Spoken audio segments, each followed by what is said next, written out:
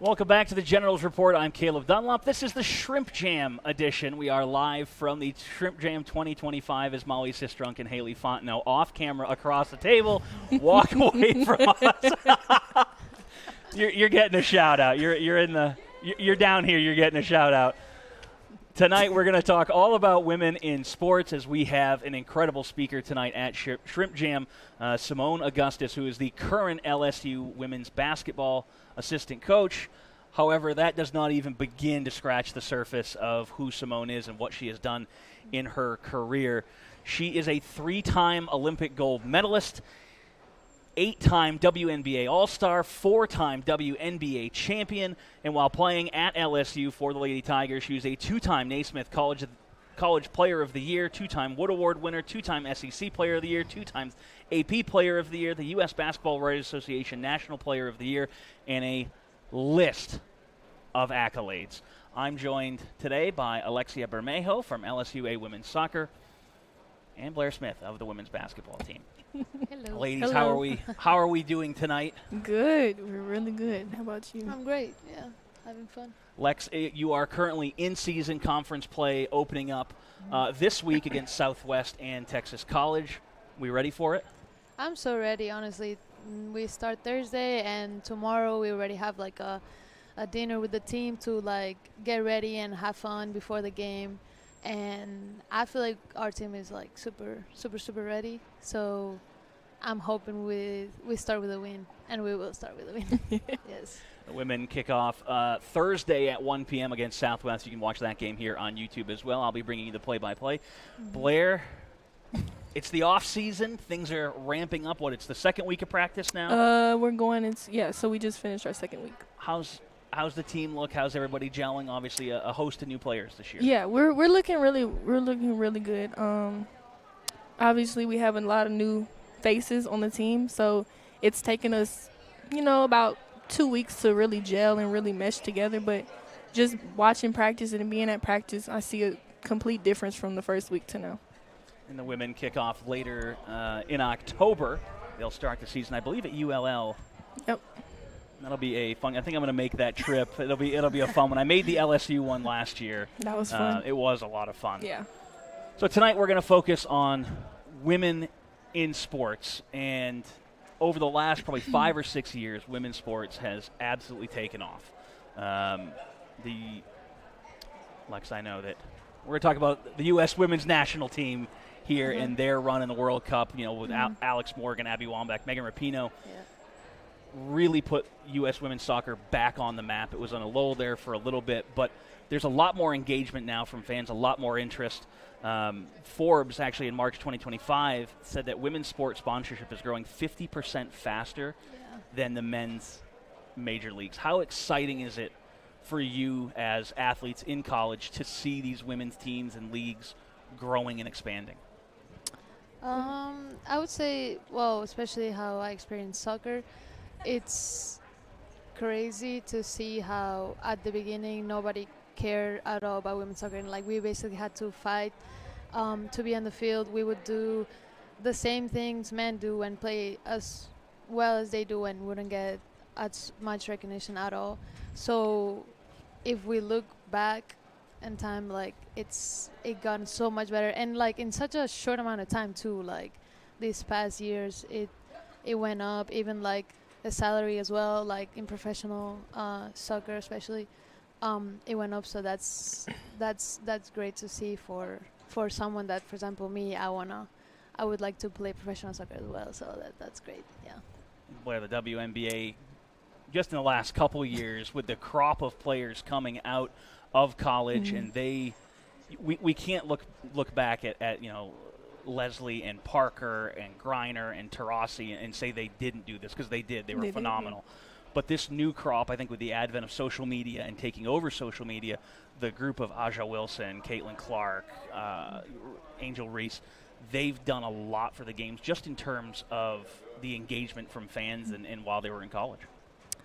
Yeah, I mean, you could see I wouldn't say a big jump, but it is a big jump from the viewership that was and what it is now. Because, like you mentioned, Aja Wilson, she just shows and not to single her out, but she shows that I guess you could say athleticism, that power. I don't know how to say. She just won her 4th MVP, and that's the first ever in WNBA history. So you see like a trend of just more accolades, more eyes on the sport. Who did you watch growing up? Who did you idolize in terms of women's players? Definitely, for me, it's mostly like Barcelona, because that's where I'm from. Alexia Putellas and Aitana Bonmatí. Yesterday, actually, she won the Ballon d'Or for soccer, and I think I'm super inspired by them, especially off the field, how they are too, and how they talk to their fans, how they inspire us. Basically, it's super nice, and basically I play soccer because of this team, and even the national team, like they are unstoppable. Like or Barca, like they win basically every single game, even though Chelsea won last year. That's okay. But basically, mostly them. That's what I follow more. Yeah. Yeah, well, for me, it actually was Candace Parker that I watched growing up. I didn't watch a lot of it, but I fell in love with the sport because I saw, okay, she's a woman in a sport that I want to play, and I want to pursue a career in it. And she was dominating, at the time, and especially until she retired. She was definitely a force, So just seeing her as I was younger, how she played, it really inspired me. But as I grew up, Asia Wilson came into the picture. And I really just, her game and everything I try to play is how she plays. Mm-hmm. So now with, as women's sports continues to grow, how do you think that's going to affect? I know because when you were kids, and you get you're about a decade younger than me, I think, maybe a little bit more. But I know growing up, for me, it was hard to find women's sports to watch anywhere. One of my first interactions, if not my first interaction with women's sports in general, was Brandi Chastain scoring and taking her kid off on the pitch, which of course caused a huge controversy because, can you do that? Men did it all the time. But that was like my first interaction. And then, Jenny Finch and Kat Osterman in softball. What do you think it's going to do, though, for girls in middle school or in elementary school who are getting into sports, being able to see these women play at such a high level? You can go first. Okay. Yeah. Well, it's definitely going to inspire and encourage them more to go out and do it. Now they see that, it's not just something that people don't want to pay attention to. It's more like, it's like not the main event, but sort of kind of is the main event in like right now. You hear people talking about women's sports all the time. So just that feeding into them and like hearing all this about women, it's really encouraging. Yeah, I think it's great because they probably know as well how it was before. I hope people know how it was before, and it's great to, as Blair said, like we talk about it so much more now. And like, if a girl plays soccer, she's known because she's this soccer player from this team. She's not known because she's the wife of someone else, or like So they got to be more famous and more. Now they're more open to the world for little girls to know them and to know how they play and to know that they can also do that. And most of the players come from, they weren't famous before, they weren't like rich, or so I feel like that's great for everybody to know that anyone can just do that, because they did it and they came from nothing. Yeah. It's interesting you mentioned being the wife of so-and-so part, because you see that a lot when athletes get married, and whether it's the name change or whether it's just because that's just the way we always did it. The first time that I saw the reverse happen was Mia Hamm. Legendary U.S. women's soccer player, 276 matches, 158 goals, appeared in 4 World Cups. I mean, a legend. Well, she married Nomar Garciaparra, who was the shortstop for the Boston Red Sox, was famous in his own right, almost a Hall of Famer. He gets some injuries later in his career, but he became the husband of Mia Hamm. And it was the first time I saw the reverse. I was like, good, Right. because she deserves to be the one in that relationship who gets the recognition. For sure, for sure. Well, we're just about wrapping up segment number 1 here. Lex, Blair, thank you for joining me. Up Thank you for next, having we'll us. have Haley Fontenot and Naya Achaide Yes, from sir. women's tennis and softball. Thank you, Caleb. Thank you. As again, we are in here for our Shrimp Jam 2025. Simone Augustus will be speaking later tonight, the legendary women's basketball player in the Naismith Hall of Fame, 4-time All-American. As Naya and Haley get settled, we're swapping on the fly tonight. Makes it a little bit interesting. We're not quite technologically evolved enough to have commercials yet. But we're joined now by Haley Fontenot from LSUA Softball and Naya Achaide from women's tennis. Thank you for joining us. Thanks for having us. Thank you.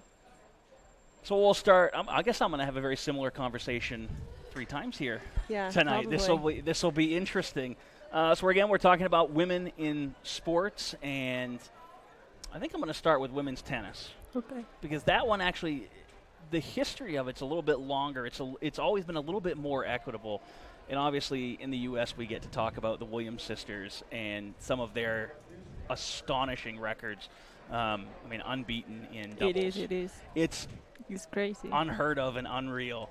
And you can go back to Billie Jean King. You can look at what she did for not only the sport but women as a whole, an absolute icon. But growing up, who did you watch? Who did you idolize? Well, actually, like in my whole life, I was watching the Williams because I think they are like they are the most important thing, and I think like how they play, how they are, their mentally is crazy. Like they want everything to do her best thing in everything, and I also like to watch some Spanish players like Muguruza or Parviño Muguruza or years ago Sara Sorribes, that now she's also retired.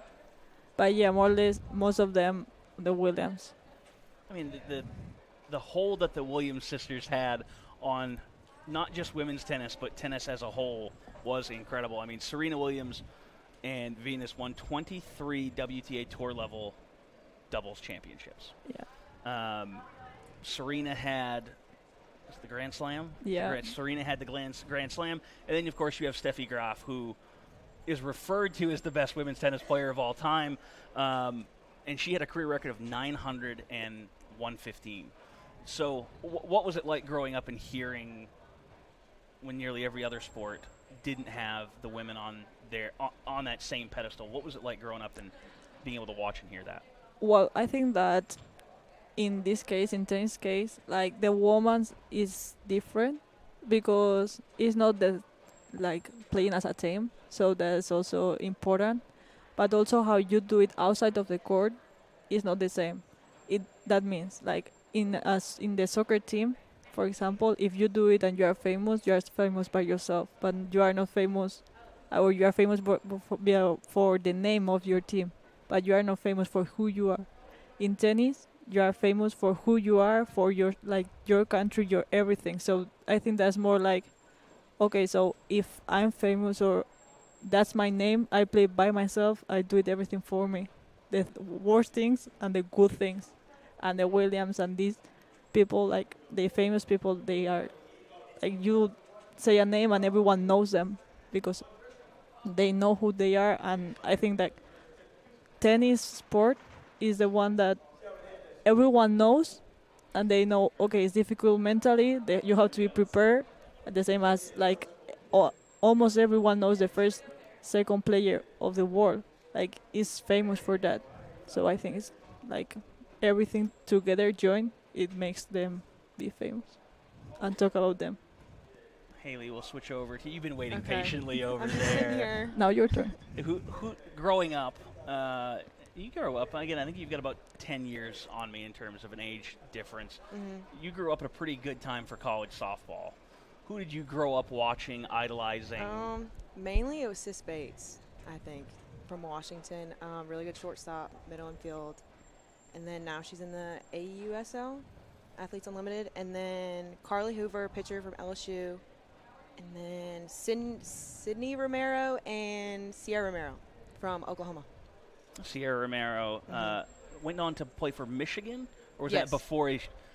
They both played at Oklahoma, so I get confused which one because they're not twins, but they're. Sierra went on to Michigan because she was Yes. voted. ESPN did a greatest all collegiate softball team, and she was voted second baseman for that team. Just kind of a testament to what she did. But Sis Bates, what a player! Ridiculous. I mean, I've never seen somebody with hands defensively to her ability. I mean, she is and so unreal. agile, so quick on her feet. Great medal for her. And you mentioned the Athletes Unlimited softball league. If you don't know, Athletes Unlimited a few years ago did something really unique with their seasons. They did, growing up playing backyard baseball, if you had more than 3 people, you toss the bat and kind of draft teams. And they were doing weekly drafts and issuing players points based on how they individually performed and how their team performed. And, of course, Kat Osterman was the number 1 player, I think, almost the Pitcher. entire pitcher. Yes, thank you. Left-handed pitcher. She was the number 1 ranked player at the end of every week, nearly every week of the season, and she would always take her catcher as Really? as I her didn't even know that. number 1 draft pick. And the 1 or 2 weeks that she wasn't, I forget who ended up becoming the number 1 player, but they got first pick and they took her catcher as let's see if we can throw you off your game just a little bit. We'll take your catcher. But softball in the U.S. has a couple of times tried. They've had professional leagues up in New England. They've had a couple out west that they haven't been able to stick around. And Athletes Unlimited has now stuck around and grown. They had a 4-team league this year that roved around, I think it was 12 cities across the country. Yeah, they have their own jerseys and their own team names Yep. now. It's not just Athletes Unlimited anymore. Yeah, and it's Team really Osterman. growing. Yes. It's I think she is the GM for the Volt now, if I'm not mistaken. And I think next year they're moving into a 6-team league, Really? where those teams are going to be based out of cities, kind of a more traditional look at what a league and a season is. But their growth has been phenomenal, and I think it starts with the college game and promoting people like Sis Bates while she was playing for the University of Washington, and she was everywhere. Definitely. And looking back at college softball, it always seems to be pitchers. Osterman, Jenny Finch, who at one point was probably the most famous softball player in the U.S. She got softball huge. She did. All that whenever I was whenever I was done with my horses. Whenever I was done with my horses and I started getting into pitching, that's all I watched was Jenny Finch, her YouTube videos. How to do spins, how to do this, how to do that. And yeah. And she had one of the most, I think it would have gone viral if social media was a thing. I think it was at the 2004 MLB Softball All-Star Game. They play that little celebrity game, every year. And she struck out 3 players in a row: Albert Pujols, Brian Giles, and I forget the third one. But it was basically we can hit that. No, you can't. No, it was a shutout. That's you got no shot, buddy. And Jenny Finch, of course, when she was in college, had the perfect 32-0 season for Arizona. Just an incredible pitcher all around. 100%. Well, we are pretty deep into this now, about 5:35. Well, what's it like playing at a time when there are more opportunities for women coming out of college? You're seeing these professional leagues grow. You're seeing more promotion of the collegiate games. What's that like as a female player at this For time? me, well, I'm a senior, so I don't really get to see much of that. But for my lessons and some of the freshmen on the team, they can really branch out. NIL deals, they could really go far with it now. I mean, I really can't, not anymore. But yeah, it's really grown. You could. I mean, I could, but Just a little bit of that senioritis. Maybe you don't yeah, want it's the senioritis, 100% senioritis. But I don't know. I forgot what I was going to say, honestly. You were doing so well, too. I was rolling, and I just completely forgot. But yeah, the freshmen, they do have a lot of opportunities for growth, especially with NAIA getting so big as it is, with the NAIA podcast. That was a good addition last year. That was I quite enjoyed what they did for NAIA softball. Oh, it was huge. Well, as I think that they already grow a lot because like it's amazing how everything developed, how you can combine everything, like different tournaments, professional tournament that you can play at the same time that you are in the school and studying. So I think that's also a really big opportunity to be up, like to grow however you want and take your limits at the time that you want. Even like when you finish school, you can still trying because tennis is a sport like that you can have that jump to the professional or whatever whenever you think is the best. It's not just 18, it's not 21, 22. You can do it whenever is your time. So I think that's a difference that tennis has.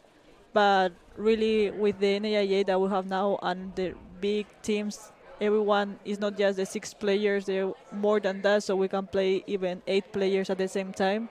So I think that's really nice from everything. You mentioned making the jump in tennis to pros earlier than 18, and I knew I had it down here somewhere in my notes. Steffi Graf first appeared in the French Open at 13. Oh my goodness. Yeah. Could you imagine? No. And then she goes on to win it a few years later at like 16. Wow. Yeah, now there's a girl also that she's 17 and she already like she's really high top 10 in the world. Is like you Coco? can be or really young or really not old, but 24, 26, and you can be professional. So it's a lot of distance. Wow. Coco Gauff was That's one her. also. Yep. Yeah, she just had a pretty good run in the was it the U.S. Open? Yeah, it was. Yep. So speaking of women's tennis and the younger players, there was a really interesting thing that happened with Naomi Osaka a few years back now, where she withdrew from the French Open for mental health reasons.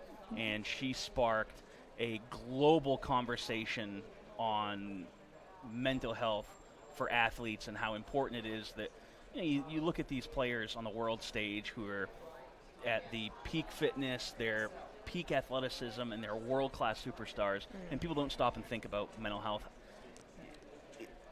What was that like for you as a tennis player when that happened? Well, I think tennis is more than 50%, even 80%, 70% mentality and just things. I think like you are alone. You can your support is your family, your friends, your coach, but you are alone in the court and you just have to solve it by yourself. So I think like if can be stressful, or you can have like different how she had, Naomi Osaka had. So like it just sometimes it happen, or how you already have everything, or if you are overtraining or just stressed and you saturate, you want one day you say I can more, and you can't. I think it's normal that I don't like it, and I hope it doesn't happen to me. But No, it has. It most of the mental health awareness in sports has been coming out of women's athletes. and it's really important, the mental health. It is. It's It is. extremely, and it's something that we as fans don't think too much about when we look at professional athletes because they're professional athletes. Yeah. Mm-hmm. No, but there is sometimes that, for example, you can be agile, quick, whatever, but in tennis you see, okay, this has a really mental health, he's strong mentally, and she's winning for that. So you can say, like, it's really important in tennis, and if you don't have it good, then injuries can happen, you don't think good on the court, so your game is not good, or how the perfect way you want to go. So really important. Well, we're just finishing up here now with our second segment. We're pretty good down that list so far. Yay. Just finishing up our second segment. Want to thank Haley and Naya for joining us. Yes, thank you. Thank you so much. They can go head upstairs now. Yeah. You're good. We're finishing up segment number 2 here on the Generals Report. Next, it'll be assistant coach, women's soccer assistant coach Bailey Tillotson, and women's basketball assistant coach Celesta Perkins. on our final segment of the evening here at the 2025 Shrimp Jam. Again, the keynote speaker, Simone Augustus, the legend out of LSU. And I know Celesta very thrilled that I was asked her on today. Super excited. Hey, I'm an assistant coach. It's the first time I've put the little headset on. Hey, that's Bailey, Celesta, thank you for joining us today. Thanks for taking some time out and coming on. Yeah, appreciate it. I'm like you. The first time I got interviewed yesterday for our little preview, I felt special being the assistant coach. All of a sudden, Caleb walks up and he's like, filming me. Is it weird just to have me walk out there and stick a camera in your face? Yeah, okay. Yeah, but that's all right. It's your job. That's also why I'm behind it 99.9% of the time. That makes sense. I did have my women's soccer team at Central one year. They got a little flustered with me, so they started doing it to me. Anytime they saw me, they just, what are you? I'm recapping my job. I'm like, no, ladies, we're not doing that today. I really didn't like that picture you took of me earlier. Yeah. Yeah, that's exactly what it is. I actually got chastised by your captain today for a photo that I didn't even post. It's just in the Dropbox. No shock from Audie Cruz. No shock. We're talking women in sports, and we've covered the gambit so far: women's tennis, softball, women's basketball, of course, Simone's accolades, and women's soccer. And we'll talk a little bit about coaching in women's sports now. Bailey, obviously, you are in your second year as a coach. Yep. Celesta, you're in year... Starting year 4. We've been here for 30. There we go. Thank you. I couldn't remember if it was 4 or 5. I can't count. As women, coaching in women's sports, how important is it to you that you're able to coach young women? I'll start. I mean, with tough questions. Yeah, I know, it's all right. I know. It's all right. We're straight into it. I think for me, it's just being a role model for them to look up to. I think that it's super important for them to see that somebody before them has done it. I know that, you can relate so much to your head coach that's a man, but to the extent of I can show them that I've been there, done that, and been in their shoes and been a student athlete and seen the stressors of it all. I think it's important for them to see that, and that way they can look up to it and go, okay, yeah, I'm going to play for her kind of thing. And for me, it's really important, not just because I coach women, but also because I have daughters of my own. And so that's one thing that I want them to understand, that when they desire to do something, it shouldn't be based on their gender. It shouldn't be a factor. If you're good at something, then the quality of your work should be what you're judged by. And so that's one of those things, that having more female faces on the sidelines helps girls to understand that if they want to coach, absolutely, they can be a coach, and they don't have to do it the way that it's been done previously, to do it your way, because there's a lot of different directions in the sport. There's lots of ways to be successful at doing it, and so you don't have to fill somebody's shoes. You can just walk your own path. And Bailey, you mentioned it to me while we were just upstairs that growing up, you had not played for a woman. I have never had a female head coach before. I had a male coach from Brazil growing up with club. All of my high school head coaches were men. Junior college was a men's head coach, and then coming in, and Mark was obviously my head coach at LSUA. I had a few female assistants here and there, but it was never anything full-time, never anything permanent. So I think that, all of the sports have moved to full-time assistants and everything like that. So I think this is probably the first time in a long time that women's soccer has had, and I'm sure women's basketball as well, has had a full-time female assistant. But yeah, I never, from what I can remember, unless I was 4 years old, and I can't remember playing for a female head coach, but all of my competitive years were all for males. We're starting to see now at the professional level more and more women take over teams.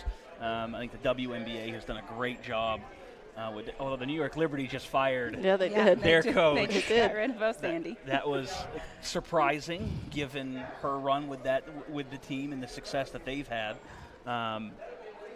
But not even just in women's sports. When you look at Jessica Campbell in the NHL, big hockey guy from New England. Gotta bring hockey in at some point. Jessica Campbell is the assistant coach for the Seattle Kraken on the bench, first woman to do so in hockey. But I found out she was also, and we talked about this a bit earlier, that she was the assistant coach for the Germans men's national team for a few years while she was over coaching the Nuremberg Ice Tigers. I did not know I believe that. that's the right team. She was coaching the men's national team, and that's one of the conversation you and I had, is that if she's good enough to coach the men's national team for Germany, surely she should be coaching a professional team as well. And I think especially now, early on, I think a lot of people thought, well, they're not going to respect women if they're on the sideline. And I think that there was kind of this misconception that women just aren't going to be the same presence, demand the same amount of respect. And it's more about how you treat the people, and it's really about what you know. And so when you truly understand the game and you can connect with your players, it doesn't matter if you're male or female, because you're their coach. And when you step into that role, they respect the role, what you know, what you can do, then you're able to be successful with whoever it is you're coaching. And whether you're male or female, when you lose that locker room, you can't connect, right? They don't trust that you know what you're doing, then it doesn't matter, right? You get the boot. You get added to the long list of names. You get added to the vent session that they all have after practice. You know. But growing up, and I've asked all the athletes that have been on this, and we've talked about some of the all-time legends in their respective sports. But who did you grow up watching and idolizing in the women's games? Oh, for me, it was young. It was Brandy Chastain, Mia Hamm, watching their highlights growing up. But my all-time favorite player was Abby Wambach. I wore 20 growing up, and it stuck to be my number. I have 20 tattooed on me. She was somebody I idolized because she kind of was one of the first to go in and do the dirty work, as you would say. And she was one of the ones that almost every goal she scored was a header, and that was one of my favorite goals to score. And I think it was important to me to be able to see that somebody older than me and at the highest women's level going in and doing those things, because it just made me want to do it even more. But yeah, those three were probably my biggest ones that I would go home and search up online and watch all the highlights and try to idolize and be like her. So I have to confess, growing up, it wasn't women for me. I guess I predate WNBA. I think the W came into maybe when I first got into high school. But for me, I grew up watching Michael Jordan. Like, I was recording his games on my little VHS so I could come home and watch them. And that was the beginning of my love and passion for basketball. And so that's something that I carried in. Look, coaching-wise, I really admired Pat Summitt. Just the way that she really approached the game, the way she valued academics, getting all of her girls to graduate. Like, she really made sure that they were better people when they came through her programs, not just better players. And she was also really tough. Like, some of the stuff she did, I don't know that people can handle it these days, right? But she was really invested in getting people to be as tough and as committed as she was. And that was the way that she played, and that's the way she got her players to play, and that's why she was so successful. I think it's interesting that you mentioned, obviously, watching Michael Jordan growing up and then Pat Summitt, because it's not like they didn't coexist within the same timeline in the same sport. But I think that, to a degree, that's just kind of where we were as the sporting world, was that we didn't pay enough attention to women's sports. And finally, we've seen since the advent of social media, the leagues and the teams and the athletes taking it on themselves to go. I mean, Alona Maher for the U.S. women's rugby team, it had the most phenomenal social media activity when was it the Olympics? It was the Olympics. Yeah. I mean, at the Olympics, you couldn't turn on social media and not see her and the team just having fun and doing things. And so they've taken it upon themselves to popularize, to engage with fans in a way that a lot of men's athletes don't. And because of that, I think the opportunities to reach younger audiences and to reach young girls who are wanting to get into sport is there. And how important is that for the younger players that you're seeing in middle school and in elementary school to be able to look at women who are playing their sport and getting an opportunity at really high levels? Yeah, for me, I coach club in Alexandria, and I have 09 girls, so they're all, I have a couple of 2010 girls, so all around 15, 16 years old. Some of them are on the older side of 17, but, unfortunately, they cannot get off of their phones, so I'm constantly hearing about what is on their phones, but it is good because, in the end, the sports teams and everything, they are knowing how to connect with these younger audiences now, and it's through social media. And so most of the time, if I can't get them to go watch a game, I'll sit there and go, okay, go look at the Chelsea women's TikTok page, and I'm sure you can find something to bring back to me. But for them, that's how they connect now. And I think that it's important for them to see that most of the time these social media pages are showing them having fun. And I think that it takes the edge and the seriousness off of it enough for them to realize that they need to go out and enjoy the sport that they're playing. I know that the other day at our practice, we ended with some shooting, and we were all just kind of making fun of each other and going after each other and everything like that. And I told them at the end of the day, this is what's important, is having fun, and enjoying it. So if they can see that the people at the highest level are still enjoying what they do, then they can develop that into their game as well. And I think a lot of it, I'm not active on social media. Surprise, surprise, Caleb, we've had this conversation. we have. Not that I'm just not active, I refuse to even be on it. That's just a personal thing, that's hey. me. But I do have daughters and they're out there, and I think a lot of it is really grabbing people's attention, and they use multiple ways to do that. But then once the eyes are on, these athletes earn respect, whether they're out there on the court, out in the field, wherever it is, really, that they spend the time, they're committed to honing their craft, and when people actually come and watch games, they're surprised at the level of athleticism, at the skill that is out there, and so they're able to earn that respect. And my kids came home, I have a couple in junior high, and they came home telling me, even my son was telling me, hey, my friend's wearing the Sabrinas, right? All my girls are rocking the Asias this year, and my daughter is a huge Caitlin Clark fan. And so it's one of those things where I hear everything else, not just the sports stuff. I keep up with the sports stuff, but everything else outside of that, they're letting me know they know who these people are. And even some of the guys have the shoes, they're not sure. And my son is saying, well, this, she plays for the Liberty. She plays with Brianna Stewart. She's the one that shot with Steve Kerr in the three-point contest, and telling him, because he sees that side of it a lot more at home. He's got lots of sisters. He sees a lot more women's sports. That's good. We're making a fan out of them young. That's always good. No, but it's a lot of growth and a really. I mean, I've got a couple stats from Forbes that said that women's sports sponsorship is growing 50% faster than the major men's leagues at this point. The WNBA saw a 170% increase in viewership in just the last year, and last year's NCAA Women's Basketball Championship had 24 million viewers, which is the highest for any basketball game, not just collegiate, not just women's, but any basketball game in the last 5 years. So that interest, that engagement is there, and really it's we don't want to discount what the women who came before did. They put in the work to establish, to get it sustained, but this new crop, that new generation of player, they are connecting with people in different ways and leveraging social media and leveraging the having fun of it in ways that I don't think anybody's done before.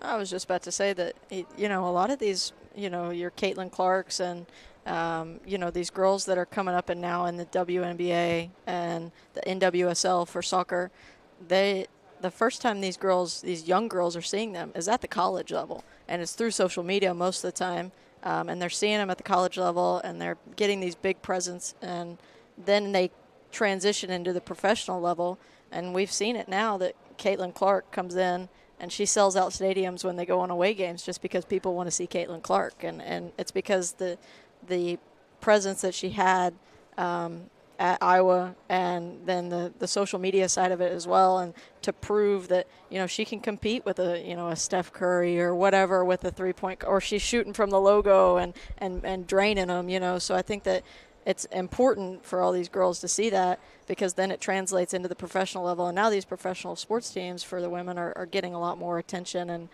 recognition that they deserve. And really, I think the Fever are a good example of that this year, because Caitlin got hurt, and even with her sitting on the bench, people are showing up to get her autograph. She's not even playing. And then the team had eyes on them that she brought, and they were able to go out and win without her. And now they took that game one, right, against the Aces, and Kelsey Mitchell's really proving what she can do. And people are saying, you know what, the WNBA is more than just Caitlin Clark. She brought a lot more eyes, but then again, it gave all these other players a platform to say, here I am, watch what I can do. And it really is about the connecting with the players. And when you look at, especially in American sports, just because of the way we're set up, where college is the number one way to go professional. We don't have the academies at young age. I know, soccer would love to have that, but we don't have that system. So for us, it's, if you're not getting eyes on the collegiate game, if you're not knowing and recognizing the players and connecting with them early, why would you watch 3 years from now when they're playing in a professional league? And it's men's, women's, it's regardless of gender, regardless of sport, you have to connect with the players and have some sort of connection with them to become a fan and stay a fan. Yeah, I mean, I think that, again, you see who, especially in the NWSL right now, people, again, it goes all back to social media. My girls love Rose Lavelle because she goes out and makes TikToks about her dog, her bulldog. You know what I mean? And they see that, and they make that connection of, oh, I think that's cute. I think that's funny. Oh, I'm going to go watch her play for the U.S. women. And then they see her play for the U.S. women. Oh, I'm going to go see what team she plays for. Oh, she plays for, Gotham. All right, I'm going to go watch New York Gotham, play in the NWSL now.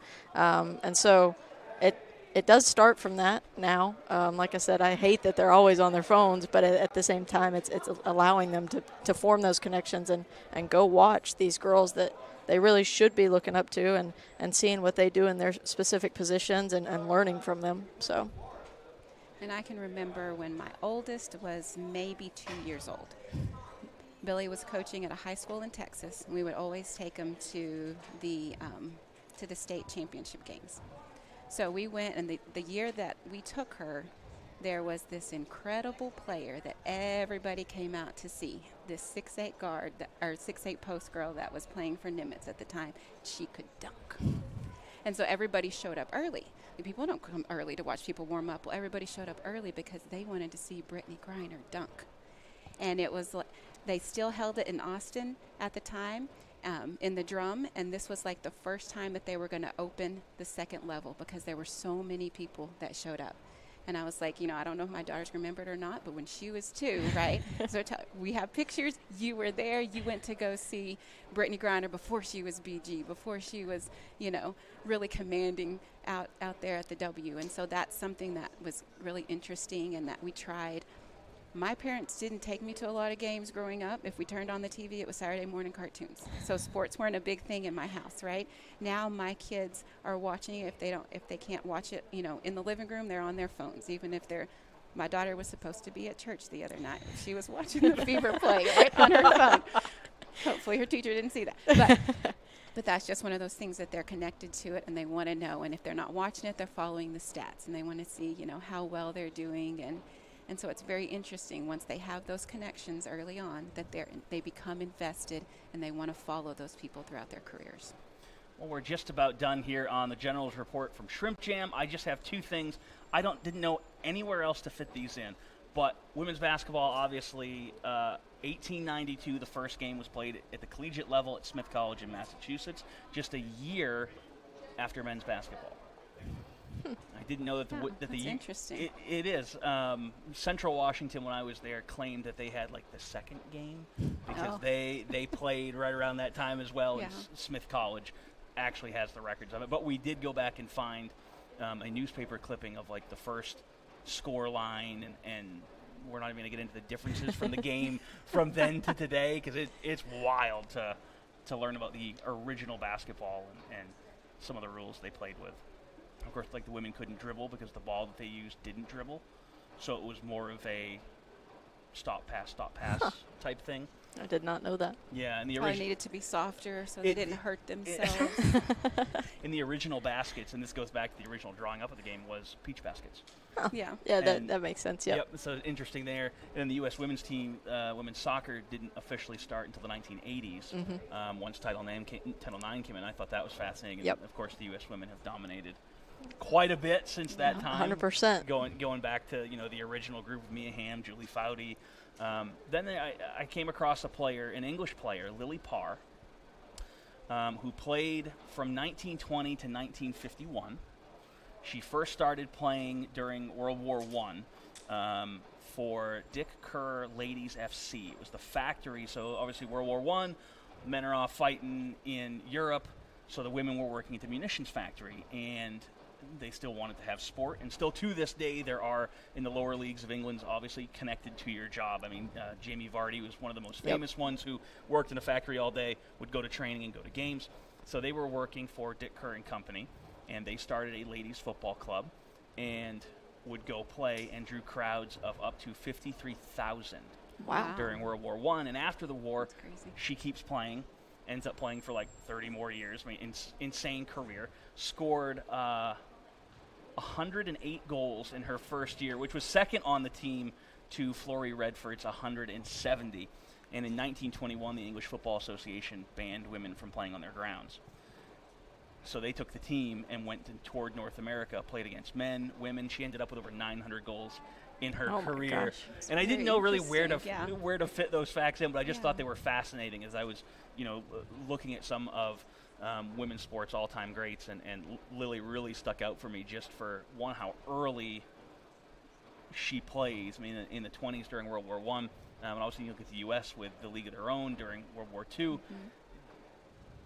We sometimes forget about those women who truly pioneered women's sports and some of the adversity that they faced.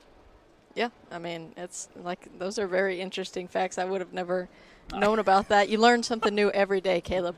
But and I am the random fact machine. All right. That's all right. Like I said, I gain knowledge talking to you.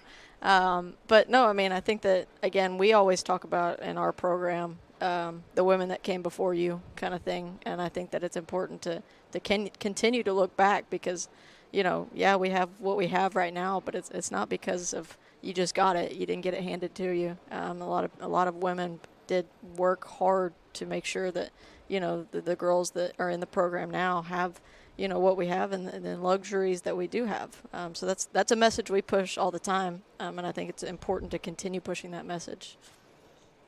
And we also talk about respecting the game and learning these types of things, and the sacrifices that were made and the people that worked hard to lay the foundation is very important. And we teach our players a lot about working to leave a legacy. And it's a lot more than stats and accolades.